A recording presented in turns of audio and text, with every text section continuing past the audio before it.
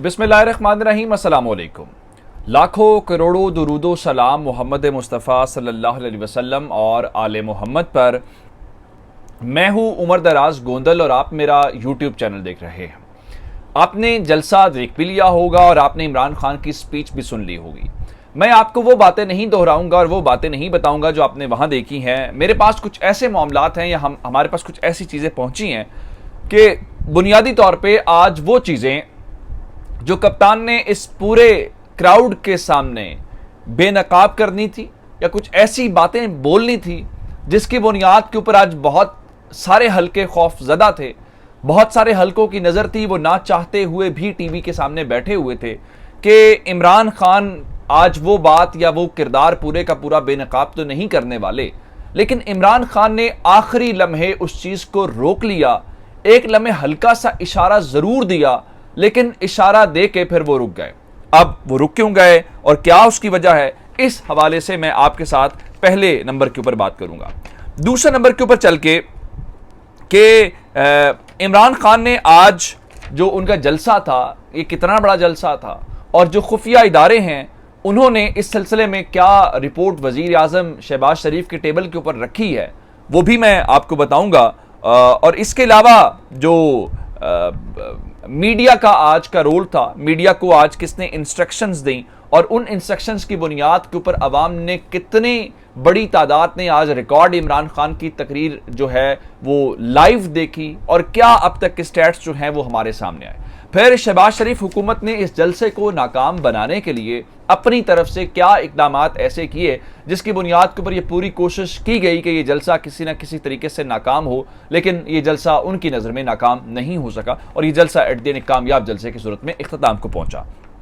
ये तमाम डिटेल्स जो हैं आपके सामने रखूंगा, लेकिन अगर आपने अभी तक चैनल सब्सक्राइब नहीं किया और आप चाहते हैं कि आपको मुस्तनद और बर वक्त खबरें मिलती रहें तो हमारा चैनल सब्सक्राइब कर लीजिए, बेल आइकन के ऊपर क्लिक कर लीजिए ताकि हमारी आइंदा आने वाली वीडियोस बर वक्त आप तक पहुंच रहे।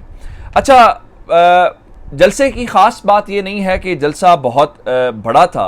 अब बहुत सारे गैर जानिबदार सहाफ़ी तो ये कह रहे हैं कि ये जलसा सिर्फ बहुत बड़ा नहीं था बल्कि पेशावर शहर की तारीख का सबसे बड़ा जलसा जो है अब तक देखा गया है और शायद ये 12-14 जमातें जो गवर्नमेंट के अंदर हैं ये मिल के भी उस शहर के अंदर जलसा करने का हौसला ना करें।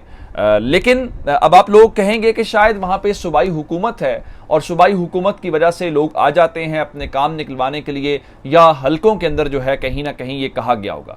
तो मैं आपको बताना ये चाहता हूँ कि इतवार के रोज़ तहरीक इंसाफ ने मुल्क भर के अंदर जो है वो जलसे जुलूस किए और क्या उस वक्त भी सरकारी हुकूमत सरकारी वसाइल इस्तेमाल किए गए, क्या वहाँ पे भी हुकूमतें थी, चले उसको आप छोड़ देते हैं। अब हफ्ते के रोज़ एक बार फिर मुल्क भर के अंदर इमरान खान ने अपील कर दी है अपनी कौम से कि वो बाहर निकलें। हफ्ते के रोज़ ही कराची के अंदर जलसा है। इमरान खान के अगले 2 इम्तिहान, पहले मरहले के अंदर जो आज की अवामी अदालत ने उसने तो फैसला सुना दिया है। अब कराची और लाहौर का इम्तिहान है कि कराची और लाहौर के लोग निकलते हैं। अगर यहाँ पे भी इतना बड़ा क्राउड इमरान खान के लिए निकल आया तो फिर मैं आपको बताऊं इमरान खान को रोकना मुश्किल ही नहीं, नामुमकिन हो जाएगा। अच्छा, आज बुनियादी तौर पे हुआ क्या है और इमरान खान के बारे में आज तवक्कुआत थी क्या कि वो करेंगे क्या और ऐसा क्या होना था जिसको रोक लिया गया। इमरान खान ने आज ये इक्तदार से निकलने के बाद पहली स्पीच की है और लोगों की बहुत ज़्यादा तवक्कुआत थी।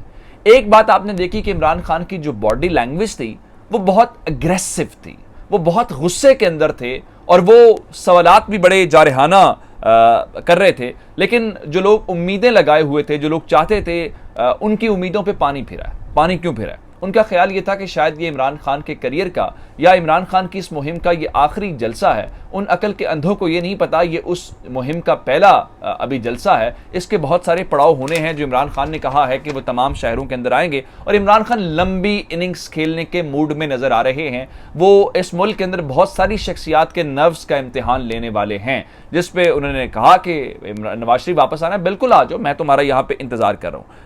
अब इस सारी सूरत हाल के दौरान सबसे पहले उन्होंने आज अदलिया का हिसाब थोड़ा सा बराबर किया है। चूंकि हुकूमत से वो आ चुके हैं बाहर, तो अब आहिस्ता आहिस्ता उन तमाम किरदारों के ऊपर बात करना भी ज़रूरी है, या जिन्होंने इमरान खान को, वो कहते हैं जिस तरह शहबाज गिल ने कहा कि खान को बांध के मारा गया, वो जो बांधने वाली तमाम चीज़ें थी उसका अब उन्होंने हिसाब लेना शुरू कर दिया। आज खान साहब ने बड़े इज्जत और एहतराम के साथ पाकिस्तान की अदलिया और पाकिस्तान के जजेस से सवाल किया और कहा कि मेरे प्यारे जजेस, मैं बहुत एहतराम के साथ आपसे ये पूछना ये चाहता हूं कि आखिर मेरा क्या जुर्म था, किस जुर्म की पादाश में या किस जुर्म की सजा देने के लिए रात 12 बजे आपने अदालतें लगा ली।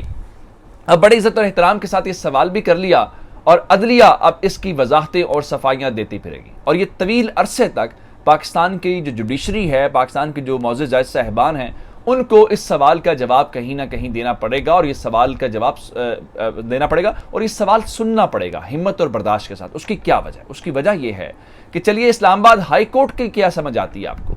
सुप्रीम कोर्ट की तो बात समझ आ गई, इस्लामाबाद हाई कोर्ट को हंगामी तौर पर क्यों बुलाया गया? इसका मतलब यह है कि मुकम्मल इंतजामात उन्होंने कर रखे थे। अब आते हैं इस बात की तरफ कि आज लोगों का ख्याल क्या था जो नहीं हुआ, जो आखिरी लम्हे रोका गया। आज तवक्कुआत ये थी कि इमरान खान स्टेज के ऊपर आएंगे और जो सबसे पहला अटैक है, जो सबसे पहला टारगेट है, वो फौज के ऊपर और इस्टेब्लिशमेंट के ऊपर करेंगे। लेकिन इमरान खान जब अदलिया से सवाल कर रहे थे कि मेरे प्यारे जजेस कह के, ऑनरेबल जजेस कह के, तो वो कह रहे थे कि मेरी आपने माजी देख लें कि मैंने कब इस मुल्क के कानून को तोड़ने की कोशिश की है या मैं आइन को तोड़ने के ऊपर यकीन रखता हूं। उनका इसलिए कि मेरा जीना और मरना इस मुल्क के साथ है, मैं कहीं बाहर नहीं जाना चाहता, मैं कहीं जाके कोई इस किस्म की चीज़ें नहीं करना चाहता। लेकिन एक बात इमरान खान ने ज़रूर की, जो ये FIA के लोग हैं जो इस वक्त उनके सोशल मीडिया एक्टिविस्ट को उठा रहे हैं, उनका मुझे इन सब चीज़ों का अंदाज़ा है। आप लोग बाज आ जाएं, अगर आप लोग बाज ना आए तो मैं एक कॉल दूंगा और अगर मैंने कॉल दे दी तो इसका मतलब ये होगा कि आप लोगों को इस मुल्क के अंदर छुपने की जगह भी नहीं मिलेगी। इसलिए फैसला आप कर लें कि आपने करना क्या। अब लोगों का ख्याल ये था कि वो फौज को और खासकर जनरल बाजवा की जात को आज टारगेट करेंगे। जिस तरीके से नवाज शरीफ ने निकल के किया था, तो इमरान खान ने आज वो करने से इनकार कर दिया। उसकी वजूहात कई हो सकती हैं। एक, अभी आज अदलिया से सवालात किए गए, इनडायरेक्ट एक सवाल जरूर इदारों से पूछा गया है कि आपका जो न्यूक्लियर प्रोग्राम है, क्या वो इन शख्सियात के ऊपर जो कंप्रोमाइज्ड हैं उनके हाथ में आप दे सकते हैं? अभी इतना ही सवाल है। बाकी बातें, जिस तरह शेख रशीद कह रहे थे कि मैं इतवार को आ रहा हूं वहां पे कराची के अंदर 16 तारीख को, और 16 तारीख का मतलब ये है कि मैं उस दिन वहां पे क्या कहते हैं कि MKM के साथ हेलो हाई करूंगा। इसी तरह से उन्होंने हल्की से हेलो हाई की है, बाकी सवाल उन्होंने मजीद छोड़ दिए। अब इस सारी सूरत हाल के दौरान सबसे पहली बात यह है कि हुकूमत ने इस जलसे को रोकने के लिए पूरी कोशिश की। मिसाल के तौर के ऊपर जो 3G सर्विस है उसको जलसे के अतराफ में बंद किया गया। दूसरी सूरत में जो इलेक्ट्रॉनिक मीडिया है उसके जरिए खेल खेला गया। वो किस तरीके से?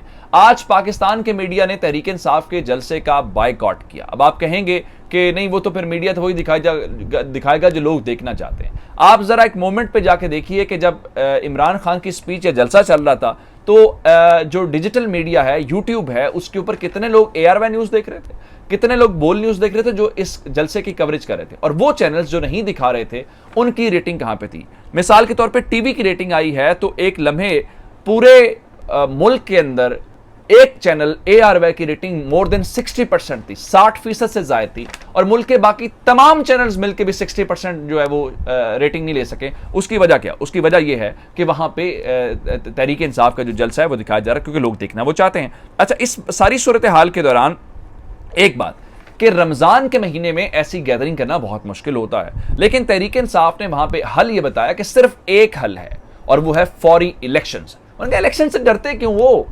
अवाम के पास जाते हैं, अवाम का फैसला सब कबूल करेंगे। अब आते हैं एजेंसियों की रिपोर्ट के ऊपर।